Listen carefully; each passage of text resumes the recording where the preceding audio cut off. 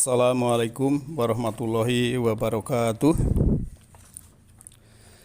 Alhamdulillah nahmaduhu wa nasta'inuhu wa nastaghfiruh wa na'udzu billahi min syururi anfusina wa min sayyiati a'malina may yahdihillahu fahuwal muhtadi wa may yudlil falan tajida lahu waliya mursyida.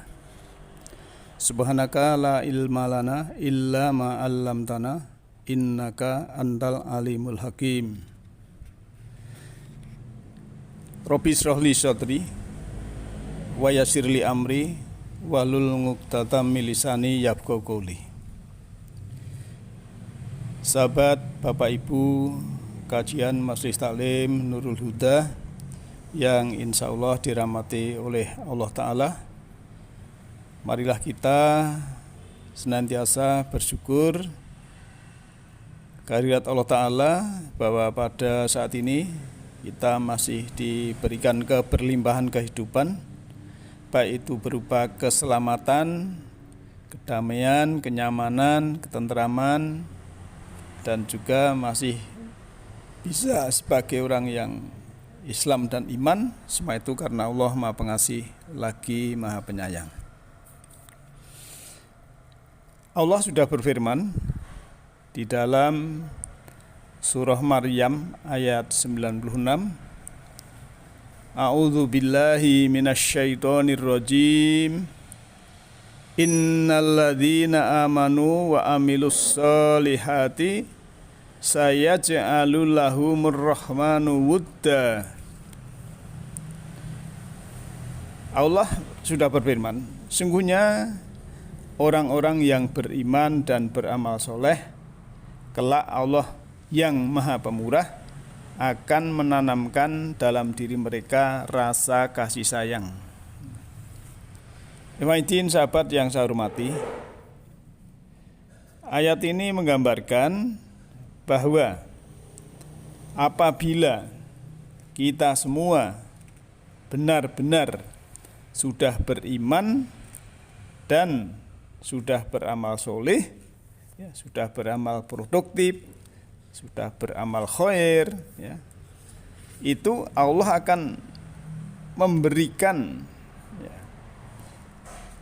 menanamkan dalam diri orang yang beriman dan beramal soleh tadi adalah rasa kasih sayang.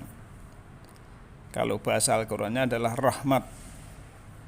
Maka Islam datang ini rahmatan lil alamin, sebagai rahmat, sebagai kasih sayang untuk semesta. Nah, semoga kita semua sudah bisa menjadi samudra, ya, yang samudra itu penuh kasih sayang, ya, yang siap menerima seluruh aliran sungai yang datang. Bahkan betapapun kotor dan baunya aliran sungai itu diterima dan dibersihkan. Samudra tetap saja berwarna biru dan gagah. Karena ya itu tadi digambarkan sebuah kasih sayang itu seperti itu. Nah, belas kasih ini kan akan melahirkan kekuatan rasa berkecukupan. Juga akan melahirkan kemurahan hati, kerendahan hati, dan juga akan melahirkan leadership. Nah, supaya tetap kuat, ya kita memang harus belajar mengalah.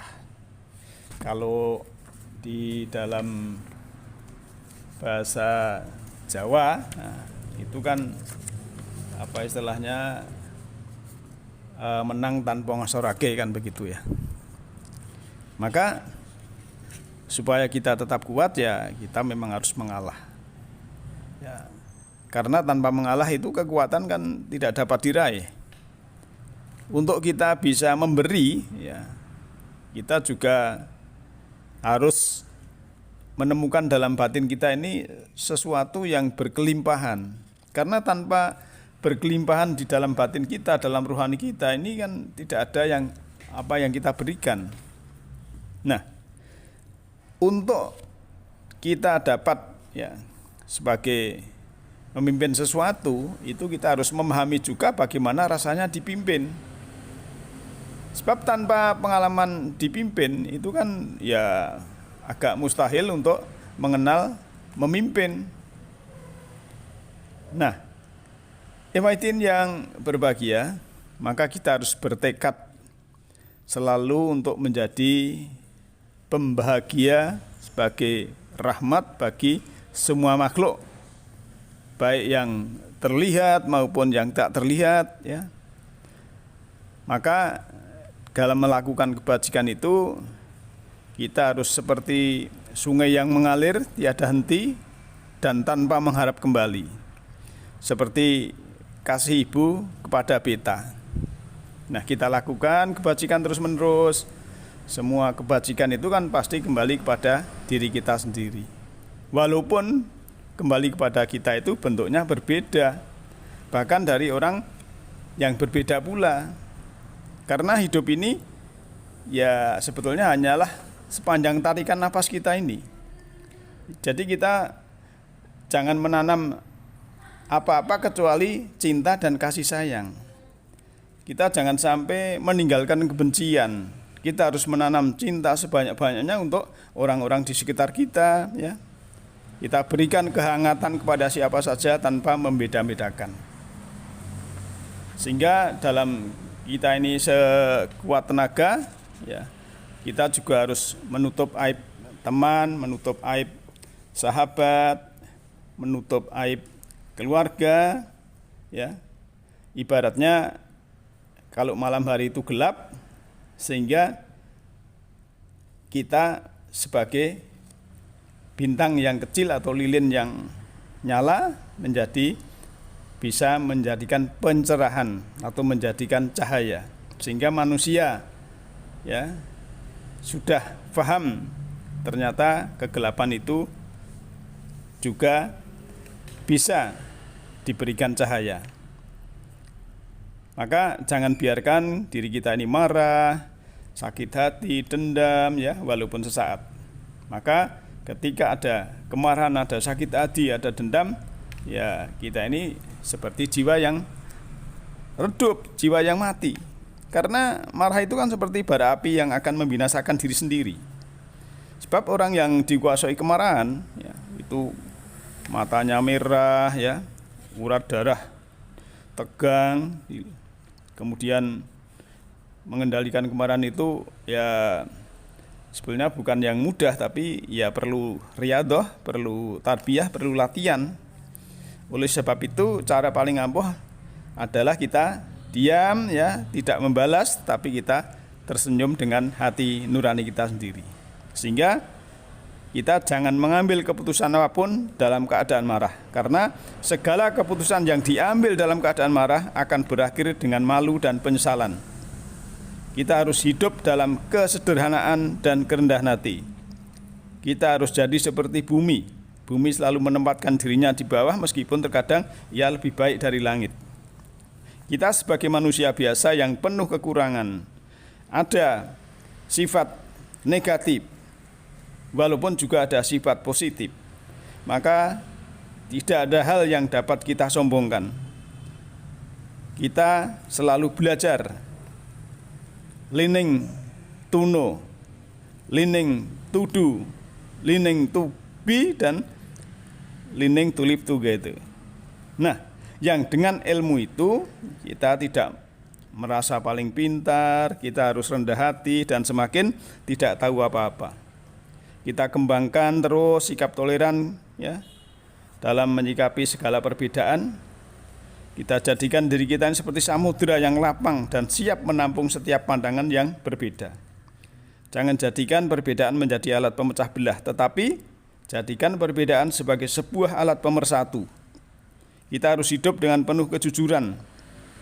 Tampilkan jati diri apa adanya, karena kejujuran selalu menghadirkan energi positif, menghadirkan kebahagiaan, menghadirkan kenyamanan, menghadirkan kedamaian, menghadirkan kesejukan bagi jiwa. Nah, ikhwatin yang berbahagia, maka orang tua kita, ya, leluhur kita itu kan sudah memberikan pitutur luhur, ya, itu dalam hal kita menyikapi suatu zaman ya, yang sangat serba modern, ataupun kita dalam berakhlak, berkomunikasi, ya, bersosial dengan masyarakat di sekitar kita, ada istilah yaitu ngluruk tanpa bolo. Kita harus percaya diri sebagai orang yang mukmin, orang yang muslim, harus percaya diri dengan akidah kita, dan kita juga bertoleran pada yang tidak sama dengan kita. Dan orang tua kita dulu, leluhur kita, ya, memberikan nasihat juga, sekti tanpa aji, ya, doyo tanpa, ya, digdoyo tanpa jimat. Itu artinya kita itu cerdas, artinya kita itu bijaksana. Dan juga ada istilah juga sugih tanpa bondo, artinya kita itu kaya ilmunya, kaya pengetahuannya. Kemudian tadi sudah lining tuno, lining tudu, lining tupi, lining tulip together. Dan juga dono tanpa kalong itu juga ilmu yang dipakai itu akan membawa keberkahan, bermanfaat bagi yang lain, mencerahkan bagi yang lain. Dan kita menang tanpa ngasorake, orang yang mau menerima pencerahan dari kita itu mau mengikuti dengan kesadaran tanpa ada paksaan dari diri kita. Maka kalau Sultan Agung itu kan olah rasa ngeningin cipta, menggalih sangkan paraning dumadi, itu adalah mengolah rasa, ya, tafakur, olah kolbu, ya, diri kita ini, karena jiwa kita ini, ya, ada apa itu dalam jiwa, ya, itu juga ada kolbunya, ada buatnya, ya, itu harus kita olah, ya, ngening cipta merenung, ya, berpikir, zikir, tafakur, menggali sangkan paraning dumadi, memikirkan dari mana asal kita akan kembali kemana, dan kita setia tuhu manembah, tekun mengabdi, tekun beribadah, baik ritual maupun non ritual, ibadah sosial juga ibadah yang ritual. Dalam hal kita bermasyarakat juga sepi ing pamrih rame ing gawe, ya, tidak pamrih, ya, tidak mengharap pujian apapun, ya, dan tidak riak, tidak pamer, tetap semangat berkarya. Karena kita yang sudah mendapat pencerahan, sudah ma'rifatullah, itu tidak terbentur oleh dualitas. Kita tidak terbentur oleh benar salah, ya, kaya miskin,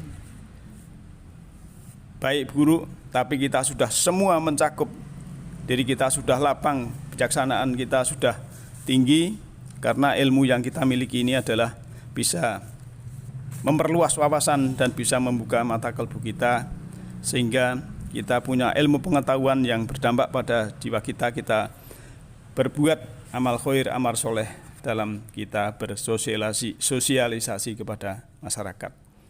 Dan kita juga harus menumbuhkan dalam diri kita ini sebagai punya furqan, pembeda, maka diri kita ada pendengaran, ada penglihatan, ada pembicaraan, ada pernafasan, dan juga ada rasa, itu harus kita fungsikan sebaik-baiknya. Ikhwatin yang berbahagia, oleh karena itu maka dalam hal kita sebagai rahmat lil alamin, bukan hanya rahmatan lil muslimin, bukan hanya rahmatan lil mutakin, maka sejatinya kita harus mengembangkan diri. Mari kita kembali ke hakikat bahwa kita semua diciptakan agar saling berguna. Kita diciptakan di samping saling berguna juga bermanfaat bagi sesama, yaitu rahmat tadi, kasih sayang bagi seluruh alam semesta.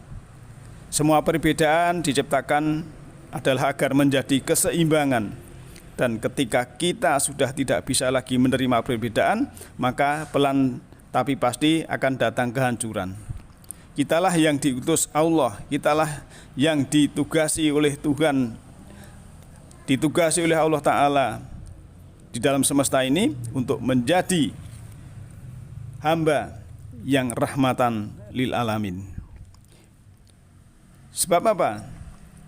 Kalau kita sudah menjadi rahmatan lil alamin, ya orang di sekitar kita akan menjadi nyaman, akan menjadi tentram, akan menjadi senang apabila bertemu dengan kita. Itulah sebagai orang yang rahmatan lil alamin. Maka Allah menurunkan Al-Quran ini sebenarnya bukan untuk kesusahan, bukan untuk kesengsaraan, tapi untuk kebahagiaan dan untuk ketenangan.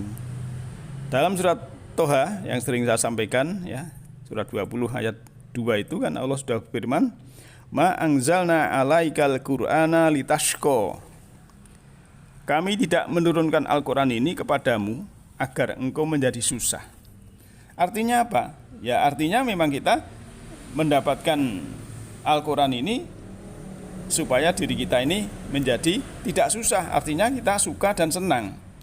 Nah kalau kita sudah suka dan senang dengan petunjuk Allah, insya Allah kita akan menjadi hamba yang menjadi rahmatan lil alamin. Demikian, semoga bermanfaat. Yahdillahu linurihi mayyasha. Allah menunjuki cahayanya beserta berubah semesta ruhani kepada siapa yang dikehendaki. Nasru minallahi fa huwa qarib. Alhamdulillah rabbil alamin. Assalamualaikum warahmatullahi wabarakatuh.